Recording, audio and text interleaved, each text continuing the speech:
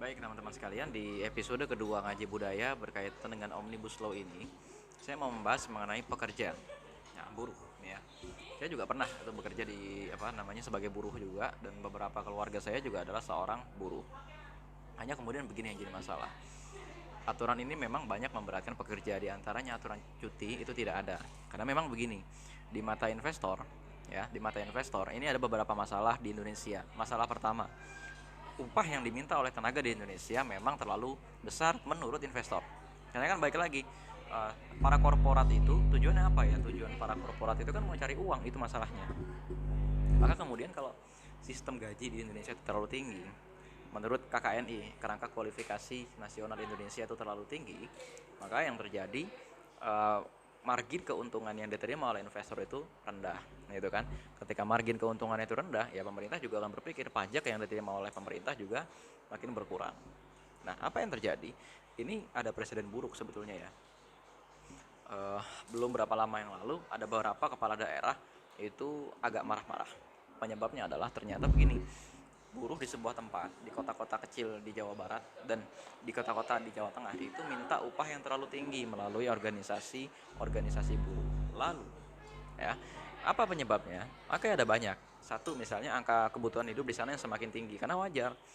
Eh, Tingginya gaji pasti akan berakibat kepada tingginya harga-harga. Satu. Terus yang kedua, tapi rendahnya gaji tidak akan berakibat turunnya harga-harga, itu yang jadi masalah. Sehingga apa yang terjadi? Ketika gaji di sektor pekerjaan lain itu naik dan tinggi, ya kan? Dan terutama terjadi kelangkaan di mana-mana, maka gaji mereka sudah nggak cukup.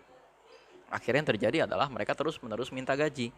Itu yang pertama. Yang kedua, berdasarkan Kerangka Kualifikasi Nasional Indonesia, nah sekarang itu banyak sekali orang-orang yang SMA di Jawa Barat dan di Jawa Tengah. Karena apa? Kampus di sana itu belum mencukupi untuk seluruh masyarakat kuliah. Akhirnya apa yang terjadi?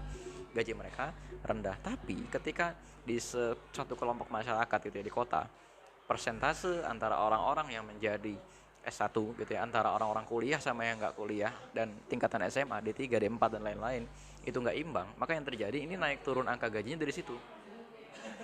Nah, contoh di Jakarta itu mahal UMR-nya gitu ya. Kenapa? Karena di sana banyaknya satu. Dan seterusnya. Berarti kalau misalnya mau tenaga kerja di negara kita itu semakin rendah gajinya, ya udah nggak usah bikin kampus. Nah, kemudian yang jadi masalah berarti semakin terdidik seseorang, semakin tinggi angka pendapatannya. Ya kan, asumsinya begitu, gitu kan? Sehingga kalau misalnya mau gaji buruh di sebuah tempat itu rendah, pendapatannya jangan tinggi-tinggi. Nah, ini sebabnya kenapa kampus itu jarang dibangun di daerah-daerah yang menjadi sasaran investasi. Ini kan masalah manajemen sumber daya manusia. Itu yang pertama. Terus yang kedua, pemerintah ini tampaknya seperti memakan, eh, janjinya sendiri, ya, menelan janjinya sendiri. Kenapa? Ini sekitar puluhan juta tenaga kerja yang tidak bisa terserap oleh BUMN maupun oleh, eh, pengusaha-pengusaha lokal itu akhirnya kan terlantar begitu saja, gitu kan. Nah, yang menjadi persoalan, cara cara cepat, praktis, ringkas, dan singkat untuk mendatangkan, lapangan kerja adalah dengan mendatangkan investor. Minimal butuh tenaga kasar untuk membangun. Terus yang kedua, minimal butuh tenaga kasar untuk sekedar angkat-angkat kardus dan lain-lain, gitu kan. Nah, ini semua, gitu kan, kemudian yang membuat tampaknya pemerintah memandang lebih logis kalau, eh, daripada semuanya digantikan oleh mesin yang jauh lebih murah, mendingan gaji buruhnya itu dikurangi. Apalagi misalnya sekarang gini, kalau buruh kebanyakan libur, otomatis produksinya juga akan berkurang, maka liburan akan dikurangi. Apalagi tenaga kerja di Indonesia itu mayoritas perempuan. Perempuan itu ada libur haid, ada libur bersalin, ada libur menikah, dan lain-lain. Ini nggak dikasih lagi. Karena apa? Bagi investor ini dianggap menyulitkan investasi. Nah, ini loh yang menjadi persoalan. Ini ironis, ya. Kemarin pada saat pertemuan IMF, annual meeting gitu ya, pada tahun 2018, salah satu yang dibahas adalah woman empowering atau penguatan perempuan, advokasi kepada perempuan. Tapi ironisnya adalah datangnya investor-investor dari IMF ini semua menyebabkan tenaga kerja perempuan itu tidak bisa mendapatkan hak-haknya. Nah, lalu apa yang terjadi di masa Rasulullah? Sebenarnya di masa Rasulullah ada nggak sih masalah tenaga kerja dan lain-lain? Satu, memang pada saat itu ya, dalam tanda kutip itu ada korporat dari orang-orang, Yahudi, ada korporat dari orang-orang Muslim. Hanya yang menjadi persoalan, perkataan Rasulullah itu kan memang dianggap sebagai sumber keadilan pada saat itu. Maka Rasulullah pada saat itu mengeluarkan sabda, hendaklah setiap orang itu kan membayar orang lain sebelum keringatnya itu kering, ibaratnya langsung aja dibayar. Terus bagaimana mengenai standar gaji? Sebenarnya masalah standar gaji bukan masalah pendidikan atau apa segala macam. Kalau esensi dari gaji itu sendiri sudah tidak dipahami. Gaji itu apa sih? Upah gitu kan, upah, dan upah yang dilakukan pekerjaan. Jadi nggak ngelihat orang ini ulama, nggak ngelihat orang ini apa, tergantung apa yang dilakukan gitu loh. Mau dia profesor, kalau dia angkat-angkat bangku akan tetap gajinya segitu. Nah, yang menjadi persoalan adalah ini yang jadi masalah, konversi tenaga kerja menjadi gaji ini gitu loh, yang pada saat itu di kota Madinah dasarnya itu bukan cuma pekerjaannya apa, bukan cuma pendidikannya apa. Karena memang sih belum ada standar pendidikan pada saat itu, sekolah pun belum ada, tapi ukhuwah yang menjadi standar.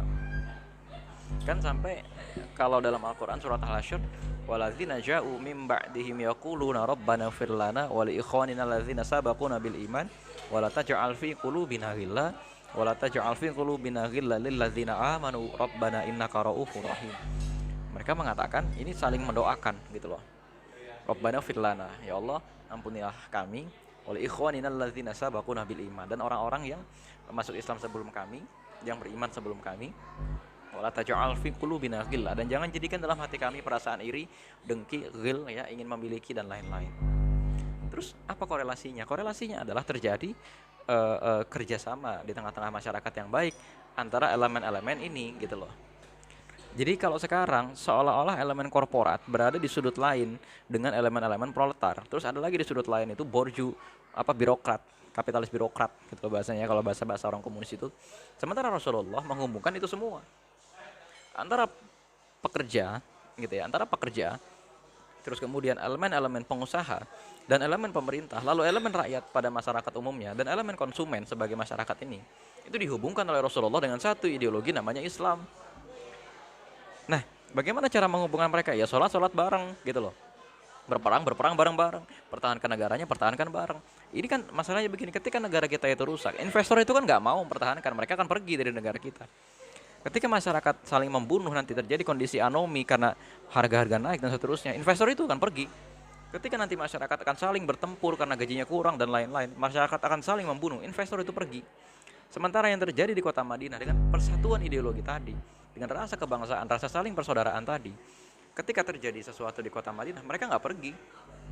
Ketika kota Madinah dikepung oleh sekelompok pasukan Quraisy dalam perang Ahzab misalnya, apakah investor seperti Utsman bin Affan, Zubair bin Awam, Abdurrahman bin Auf, Abu Bakar As-Siddiq pergi dari kota Madinah? Enggak, mereka ikut dalam garis terdepan untuk mempertahankan kota Madinah. Karena apa? Padahal mereka ini orang-orang paling kaya. Justru yang mau pergi dari kota Madinah dan mengkhianati Rasulullah, orang-orang Yahudi. Karena memang tidak ada satu kesamaan ideologi di sana.